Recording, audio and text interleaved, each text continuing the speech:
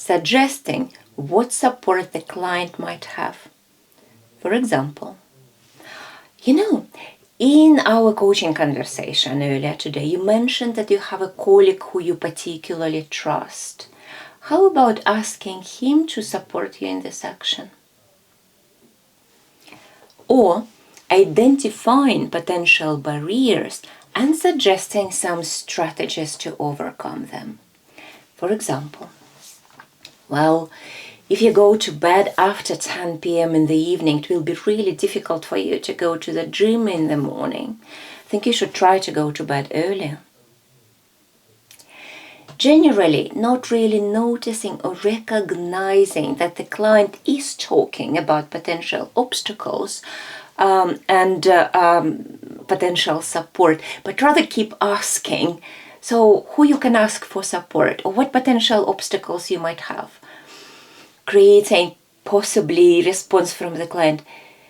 Yes, as I have just mentioned. So this also can potentially break the trust and emotional safety with the client. So we are partnering with the client to consider support resources and potential barriers for them to move forward. Again, partnering is the key. So, what can increase the probability or their chances for success in carrying out those planned or agreed actions and movements forward? So we can ask, so what resources do you have to be more successful in making the steps? Or who can support you in having these actions done? It's also good to check with them the potential internal or external obstacles. So the internal obstacles could be, the fears, doubts and concerns, and external obstacles could be the situations, environment, people, different events. So we can ask a general type of questions. So what can get on the way? Or, what can prevent you from taking that action? The feelings-related questions could be something like, so how confident do you feel that you will take this action? Or how motivated do you feel to take this action? One interesting tool that you can use is a scale from 1 to 10. So again, on the scale from 1 to 10, 1 is you are completely demotivated and not interested in taking this action, and 10 where you are just very much excited and looking forward to take this action.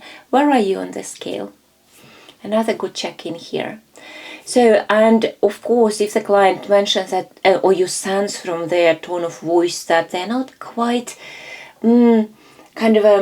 confident, or maybe their motivation is not that strong, of course, the good thing, the powerful coaching will be here to bring their attention to this and to ask them, so I hear that on the scale from 1 to 10, you say it's 6.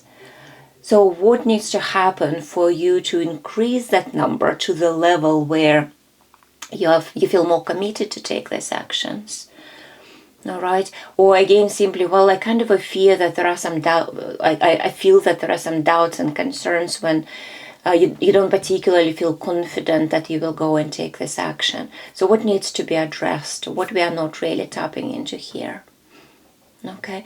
So it's again observing, listening, giving back, and partnering with the client, identifying what their alternative strategies they can implement, or what their plan B could be in this regard. So you see, sometimes when we are leaving just 2 minutes at the end of the session for quickly wrap up, then we might not have a chance, or might not have an opportunities to actually really explore those planned actions and see how motivated and committed the client is.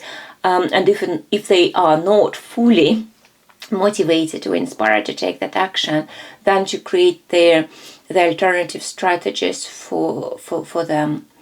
What is important again, if we hear that the client is talking without us necessarily asking about the support and about the barriers, it is important to acknowledge, for example.